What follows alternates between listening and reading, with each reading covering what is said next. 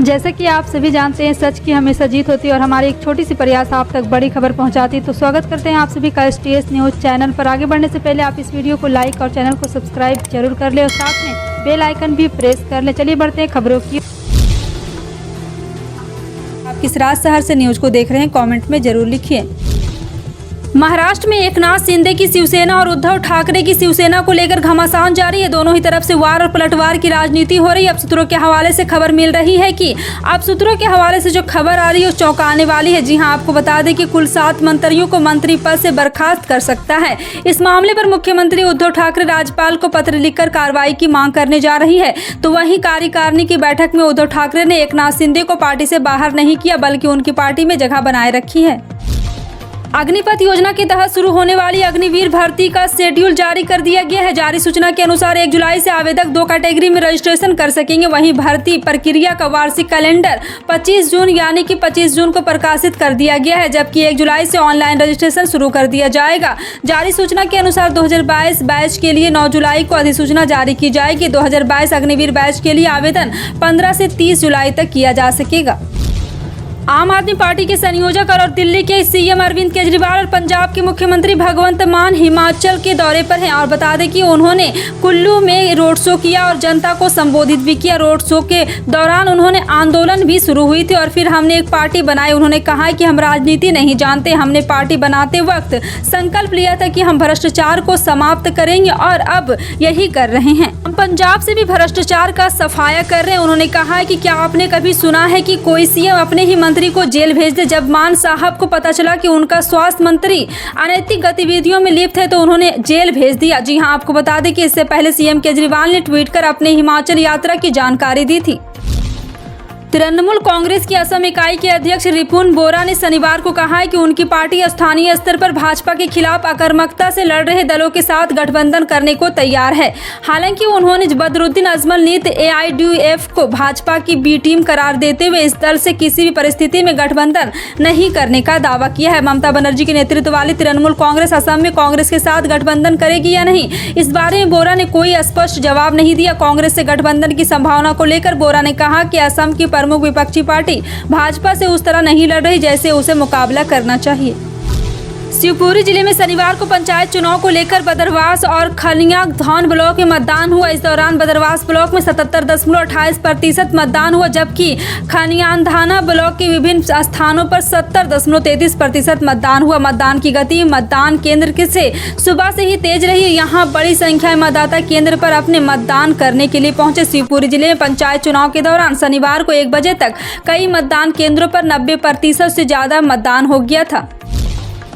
बुंदेलखंड के सभी जनपद महाराष्ट्र के नासिक से आने वाली प्याज पर निर्भर रहते हैं। यही वजह है कि यहाँ प्याज की कीमत हमेशा बढ़ जाती है, जिससे लोगों को महंगी प्याज खरीद कर खाना पड़ता है। अब सरकार ने बुंदेलखंड में प्याज का उत्पादन बढ़ाने के लिए प्याज के लक्ष्य में 62% तक इजाफा करने का फैसला किया, जिससे इस क्षेत्र के 345 हेक्टेयर में प्याज की खेती की जाएगी।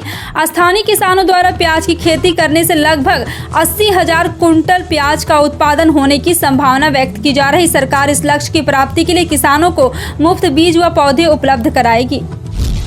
टाटा पावर ने भारत की सबसे बड़ी पानी पर तैरती हुई सोलर पावर परियोजना की शुरुआत की है। इस परियोजना को केरल के बैकवाटर्स में इंस्टॉल किया गया है। कंपनी इसके बारे में जानकारी देते हुए कहा है कि यह 101.6 मेगावाट पीक क्षमता के साथ आता है। कंपनी ने बयान में कहा गया है कि परियोजना केरल के कायमकुलम में 350 एकड़ के जल निकाय पर स्थापित है। ET के रिपोर्ट के अनुसार कंपनी ने बयान में बताया कि इस परियोजना को शुरू करने के दौरान कई कठिनाइयां सामने आई, लेकिन इसके बाद ये पूरा कर लिया गया।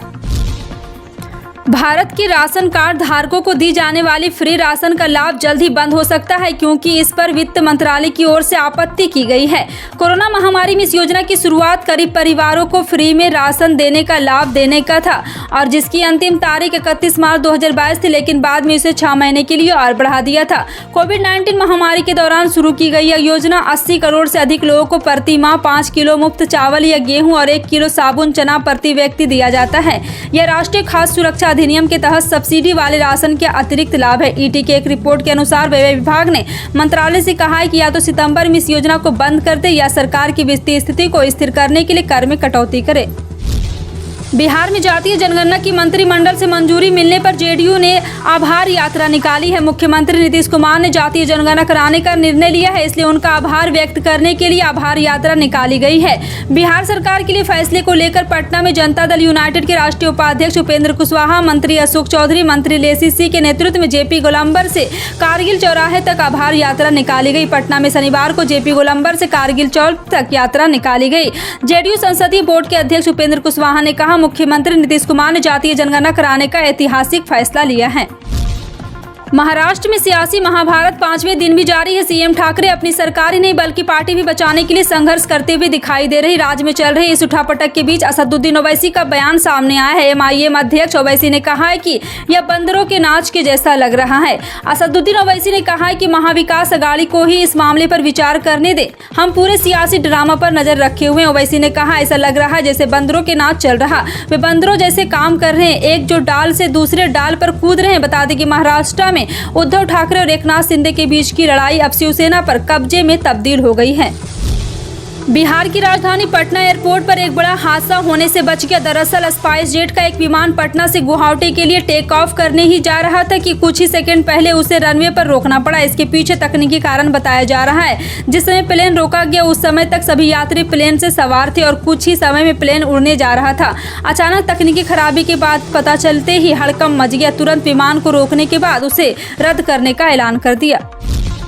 भारतीय महिला क्रिकेट टीम ने शनिवार को दाम्बुला में खेले गए दूसरे T20 रोमांचक मैच में श्रीलंका को 5 विकेट से हरा दिया। इस जीत के साथ ही भारतीय महिला टीम ने 3 मैचों की सीरीज जीत ली है।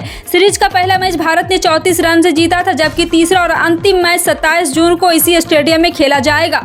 भारत ने दूसरे मुकाबले में श्रीलंका को निर्धारित 20 ओवर में 7 विकेट पर 125 रन पर रोक दिया और फिर 19.1 ओवर में 5 विकेट खोकर लक्ष्य हासिल कर लिया।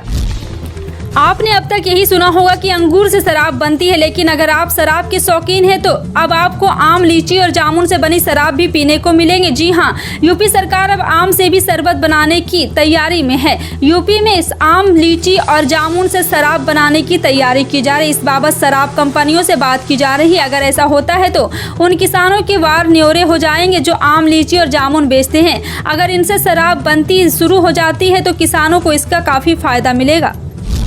तमिलनाडु के स्वास्थ्य एवं परिवार कल्याण मंत्री एम सुब्रमण्यम ने शनिवार को कहा है कि कोरोना वायरस के ओमिक्रॉन स्वरूप के उपस्वरूप BA.4 और BA.5 में बेहद तेजी से प्रसार की क्षमता है। उन्होंने कहा है कि राज्य में कोविड-19 के मामलों में वृद्धि के चैंगप्लेट जिले के हिरानंदनी अपार्टमेंट में गिरा पृथावास में रह रहे मरीजों का हालचाल जानने के बाद मंत्री ने इस बात पर जोर दिया है कि सभी लोगों को सार्वजनिक स्थान पर मास्क पहनने और सामाजिक दूरी बनाए रखने जैसे कोविड बचाव नियमों का पालन सुनिश्चित करना चाहिए।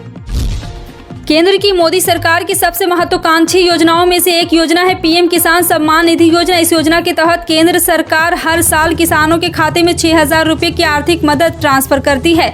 हाल ही में इस योजना की 11वीं किस्त और साल की दूसरी किस्त केंद्र सरकार ने करोड़ों किसानों के खाते में ट्रांसफर की, लेकिन कई मीडिया रिपोर्ट में यह दावा किया गया है कि बहुत से ऐसे किसान के खाते में भी योजना के पैसे ट्रांसफर हो गए हैं जो इसके पात्र नहीं है। ऐसे में इस तरह के किसानों से सरकार अपने पैसे वसूलने वाली है। इस काम के लिए सरकार ने एक सोशल ऑडिट की शुरुआत की है। इसके जरिए प्रशासन की पहचान कर रहा है जो इस योजना के पात्र नहीं हैं। जून का महीना प्रचंड गर्मी का माना जाता है, जिसमें देश भर में मानसूनी बारिश भी दस्तक दे देती है। इस बार तो जैसे जैसे बढ़ते तापमान ने जिंदगी को तपाया है, ठीक वैसे ही महंगाई ने भी लोगों का पसीना निकालने में कोई कसर अधूरी नहीं छोड़ी है। पेट्रोल डीजल की कीमतों में लेकर खाद्य पदार्थ व रसोई गैस सिलेंडर की कीमतें खूब बढ़ती दिखाई दी है, जिससे लोगों की जेब का आर्थिक बजट भी बिगड़ा हुआ चल रहा है। जी हाँ, आपको बता दें कि अब जून का महीना समाप्ति की ओर जा रहा है। क्रिप्टो करेंसी में पैसा लगाने वाली सरकार ने एक और झटका दिया है। क्रिप्टो करेंसी पर 30% टैक्स लगाने के बाद TDS भी भरना पड़ेगा। और आपको बता दें कि 1 जुलाई से रसोई गैस सिलेंडर के दाम बढ़ने जा रहे हैं, जो आम लोगों को एक झटके के बराबर होगा। सिलेंडर के दाम बढ़ने के अलावा कई और बदलाव भी देखने को मिलेंगे। महंगाई के मोर्चे पर आम लोगों के लिए आज भी राहत भरी खबर आई है। सरकारी तेल कंपनियों ने आज यानी कि शनिवार 25 जून के लिए पेट्रोल डीजल के दाम जारी कर दिए थे, लेकिन आपको बता दें कि आज भी तेल कंपनियों ने लगातार 36वें दिन आम लोगों को राहत देते हुए पेट्रोल और डीजल के दाम में कोई बदलाव नहीं किया है। यानी आज भी तेल की कीमतों में स्थिरता है, जबकि अंतर्राष्ट्रीय बाजार में क्रूड ऑयल के दाम में तेजी का दौर बरकरार है और ब्रेड क्रूड $113 प्रति बैरल के आसपास है। किसानों के खेत में लगे ट्यूबवेलों पर बिजली मीटर लगाने का विरोध कर रहे किसानों का ऊर्जा भवन में आक्रोश फूट पड़ा। पश्चिमी उत्तर प्रदेश के 14 जिलों के किसानों ने इसके विरोध पश्चिमांचल में विद्युत वितरण निगम लिमिटेड के मुख्य कार्यालय पर धरना प्रदर्शन किया। मेरठ के ऊर्जा भवन में शनिवार को वेस्ट यूपी के 14 जिलों के किसानों ने पहुंचकर सरकार के खिलाफ धरना दिया। किसानों ने आरोप लगाया कि सरकार अपने वादे से पीछे हट गई है। सरकार अब किसानों का हित नहीं कर रही है। इससे तो अच्छा है कि वे हमको मौत ही दे दे। किसान अपने घरों के बिजली के बिल भी चुका नहीं सकता है। फिलहाल आपका इन सभी खबरों पर क्या कहना है, कमेंट सेक्शन में टाइप करके जरूर बताएं। इसी तरह की पल पल की अपडेट जानने के लिए जुड़े रहें आप अपने NTS न्यूज चैनल से। मिलते हैं अगली बड़ी खबर में, तब तक के लिए जय हिंद।